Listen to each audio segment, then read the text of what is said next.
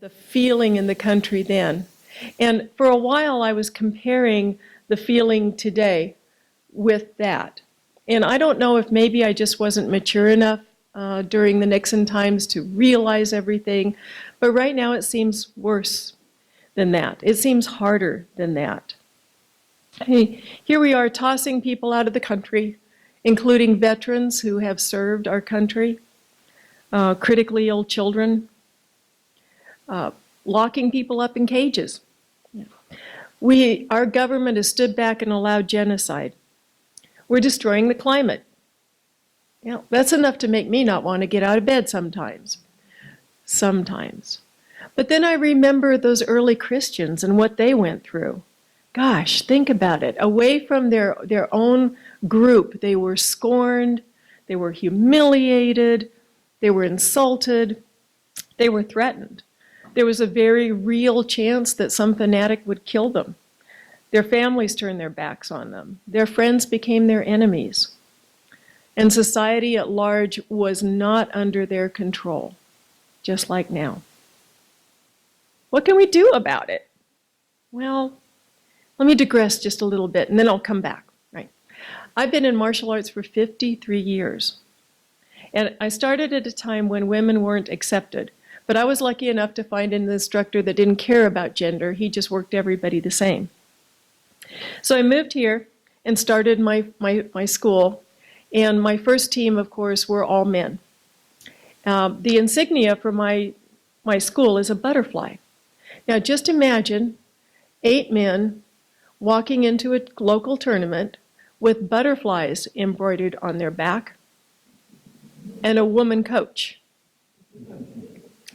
Oh, there was a lot of derision. There was a lot of, oh, look at the butterfly guys. Well, we walked out with 8 first place trophies. And by the 3rd time we went into a tournament, they were saying, oh no, the butterfly guys are here. Right? I went on to raise 25 world champions, over 40 national champions, a whole bunch of state champions. But with the odds stacked against me like that, how? Well, I have issues with Paul. But one thing about Paul that I admire, that I really find inspiring, was his ability to coach. And I took that for myself. Paul never, ever humiliated or shamed someone. He never called them out in front of other people. He never said what failures they were. No, he believed in encouragement. He let the church at Thessalonica know that he saw their hard work, that he approved of it, that he appreciated it. He encouraged them. He let them know how well he understood their tough situation and how he sympathized with it, and that they were never alone. And that's a big one.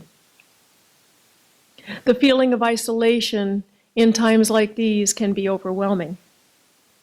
In spite of being surrounded by all the tech that's supposed to connect us, it sometimes feels like it isolates us even further. Take Melanie for an example. Melanie was one of those really wonderful people, or is one of those really wonderful people, that when you ask her how she's doing, she always says, fine. But Melanie wasn't fine. She'd gone through a really horrible divorce from an abusive husband. And because of the nature of that relationship, she had no friends. She was very distant from her family. She didn't have any hobbies. All she had was work. And she was very, very lonely. Eventually, she got depressed enough to decide that she was going to end it. And spent a whole day at work thinking about what was going to be the best way to do this. What was going to be the most painless way to do it. A coworker of hers named Sylvia stopped by and interrupted that thought and said, hey, Melanie, what are you doing tonight? She's like, I don't know, Sylvia, why? Well, I have to go to this meeting and I'm supposed to bring somebody, but the somebody I was going to bring, their child just got sick and they can't go. And I was thinking about you. Would you like to go with me? Oh, no, I don't think so, Sylvia. No. I mean, what kind of meeting is it? Well, it's a meeting for women who've experienced trauma. And I think you'd really enjoy it. They're very nice people. Oh, I don't think I could do that. No, really, I mean, you can ride with me. I'll bring you back to the car. They're really nice people, and I really, really, really need you to come. Please, please, Melanie. Well, because of Melanie's past, she was very good at saying yes.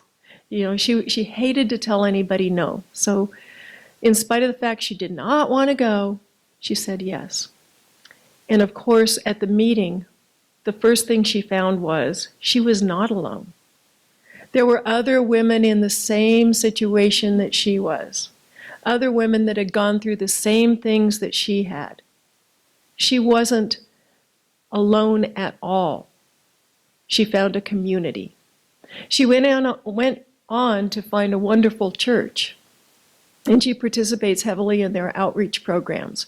She quit her job, and she's now working at a suicide prevention center. She's had a remarkable change in her life. It's like the whole world changed for her. She knows that God engineered that meeting to change her world. And ours is going to change too. In spite of having all of this around us all the time that seems so negative, we can be very positive. Every time you smile at someone or give them an encouraging word or a helping hand, you open a gap in all that ick and allow some of the light of God to come in.